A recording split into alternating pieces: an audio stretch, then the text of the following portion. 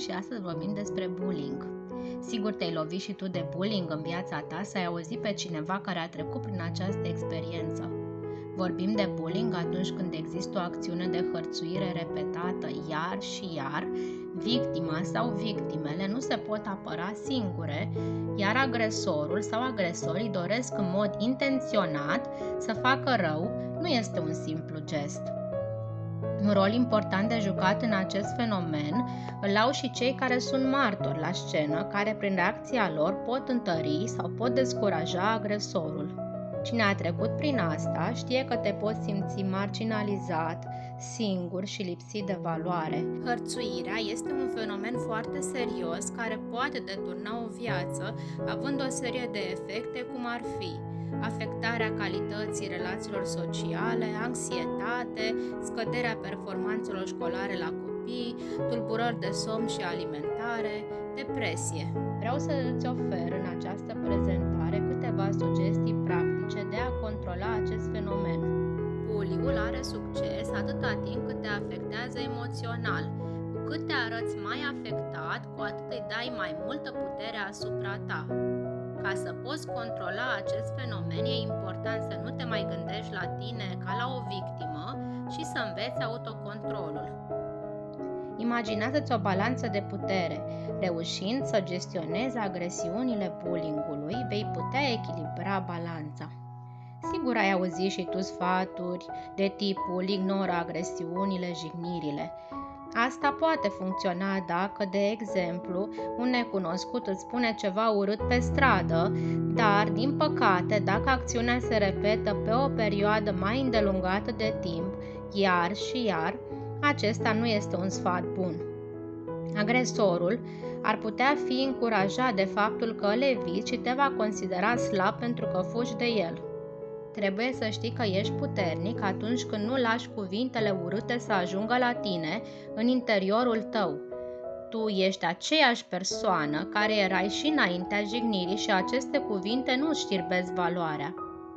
Cum faci asta? Întreabă-te dacă ceea ce spun despre tine este sau nu adevărat. Dacă jignirile se bazează pe un adevăr, ești foarte înalt, scund, porți ochelari, ai probleme cu greutatea, nu are rost să nei sau să te justifici în fața agresorului, ceea ce i-ar întări comportamentul și i-ar da satisfacție.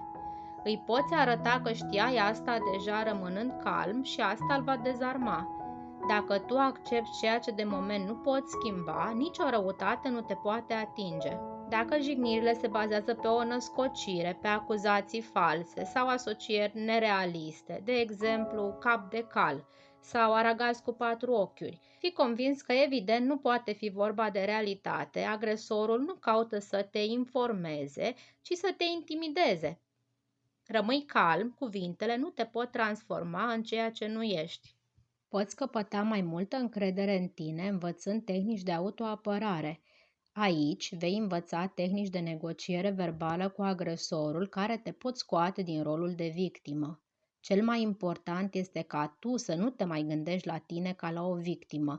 Întotdeauna ai de ales și poți acționa diferit.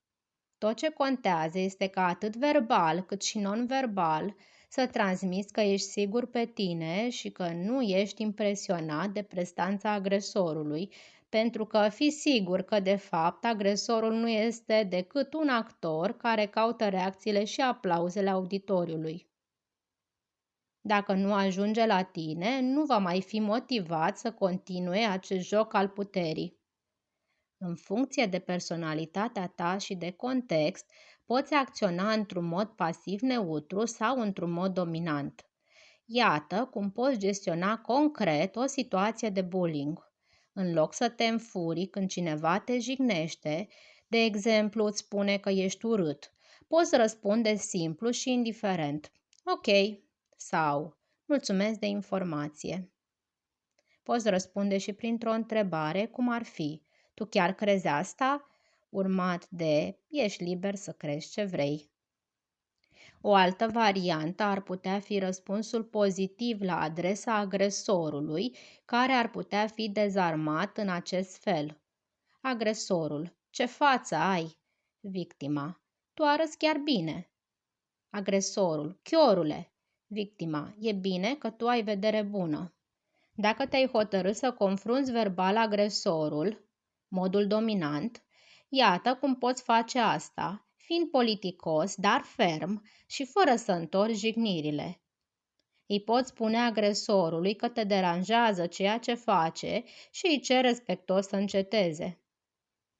Există posibilitatea ca un coleg să nu-și fi dat seama că a depășit măsura cu glumele sale și e important să-i transmiți că nu-ți place comportamentul lui, dar fără să te arăți afectat emoțional. Fii calm și relaxat când vorbești. Dacă te simți pregătit, poți apela la ironie și umor prin răspunsuri în oglindă, dar fii atent să rămâi politicos și să nu faci jigniri la persoană. Trebuie să știi că această strategie este potențial riscantă, fiind confruntat agresorul fie ar putea să se plictisească de acest joc care nu-i mai aduce satisfacție, dar există și posibilitatea să escaladeze conflictul trecând de la nivel verbal la atacuri fizice, fiindcă nu îi place să piardă teren. De aceea, este recomandat să se folosească această strategie ulterior dacă alte strategii au eșuat și ești pregătit de confruntare. Nu este o slăbiciune să apelezi la un adult. Atunci când nu poți gestiona singur o situație, cere ajutorul părinților tăi, profesorului consilier, profesorilor din școală, care, prin experiența lor de viață și pregătire, îți vor oferi o nouă perspectivă asupra situației și pot interveni direct, discutând cu agresorul, părinții acestuia sau aplicând anumite măsuri disciplinare în școală. Trebuie să știi că aproape orice școală este dotată cu servicii de consiliere școlară și există o rețea de suport online oferită de CJRAE Ilfov la care poți apela gratuit.